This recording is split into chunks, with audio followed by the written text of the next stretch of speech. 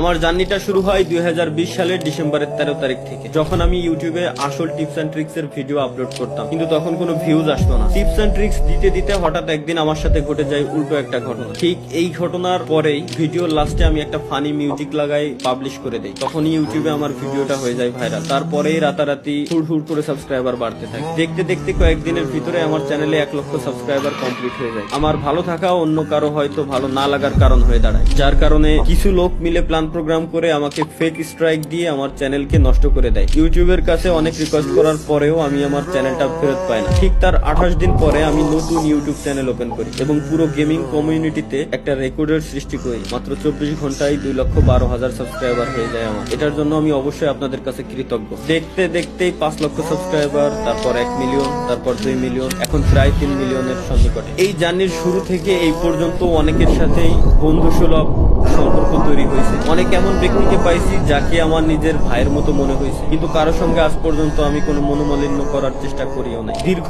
এই 6টা বছর আমাকে জিরো থেকে হিরো হইতে সাহায্য করছে। শুনতে খারাপ লাগলেও এটাই সত্য। এক সময় পকেটে আমার 20 টাকাও ছিল না, এবং এমন একটা সময় আসছিল যখন আমি 20 লক্ষ টাকাও প্রত্যেক মাসে ইনকাম করি। তো গাইস, এই হচ্ছে আমার 2020 সাল থেকে 2025 সালের ডিসেম্বর পর্যন্ত ফ্রি ফায়ারের জার্নি। ফ্রি ফায়ার শুধুমাত্র আমাকে একটা গেম আইডি দেয় নাই, আমাকে দিচ্ছে একটা পরিচিতি। আমিও ফ্রি ফায়ারকে দিচ্ছি একটা পরিচিতি। আমি ফ্রি ফায়ারকে সময় দিয়েছি, ফ্রি ফায়ার সেটার অবশ্যই আমাকে একটা মূল্য দিয়েছি। বাট আমি স্বেচ্ছায় সজ্ঞানে একটা কথা বলতে চাই আপনাদেরকে, যদিও বা এটা বলতে আমার নিজের কাছেই অনেক কষ্ট হচ্ছে। আজকে থেকে এই চ্যানেলে আমি আর কোনো ফ্রি ফায়ারের ভিডিও আপলোড করবো না। আজকে থেকে আমি ফ্রি ফায়ারকে বিদায় জানাচ্ছি। আর কোনো ফ্রি ফায়ারের ভিডিও আপাতত আমার থেকে পাবেন না। এটার 2টা কারণ আছে। আমি 2টা কারণে এটা করতেছি। নাম্বার 1, যেটা সবাই জানেন বাট তুলে ধরার মতো কেউ নেই এখন ফ্রি ফায়ার গেমিং কমিউনিটি। যদিও বা আমি এখন বর্তমানে ফ্রি ফায়ারের কোনো ক্রিয়েটর না, আমি অ্যাজ এ ইন্ডিভিজুয়াল গেমার হিসেবে বলতেছি, গেমের ভিতরে প্রচুর পরিমাণে হ্যাকার, যেটা আপনারা শুনতে শুনতে বিরক্ত, এবং আমি নিজেও বিরক্ত। আপনারা সাধারণ একটা জিনিস শুধুমাত্র ভাবেন, ভাই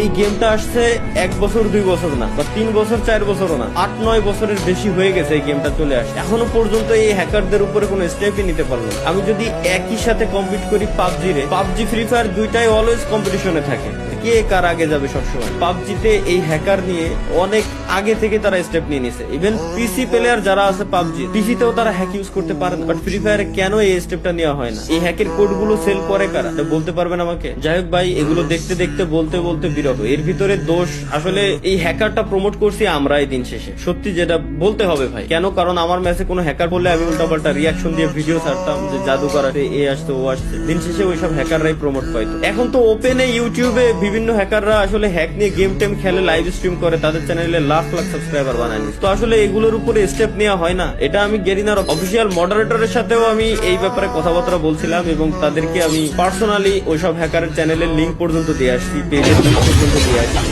যখন আমি ছিলাম পার্টনারশিপে। তাদের উপরে তারা স্টেপ